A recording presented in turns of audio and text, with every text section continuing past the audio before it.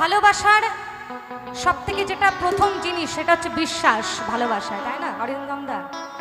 এই বিশ্বাস যদি ভেঙে যায় তাহলে কোনো কিছু দিয়েই ভালোবাসা জোড়ানো সম্ভব না বাবা, আমার তো তাই মনে হয়।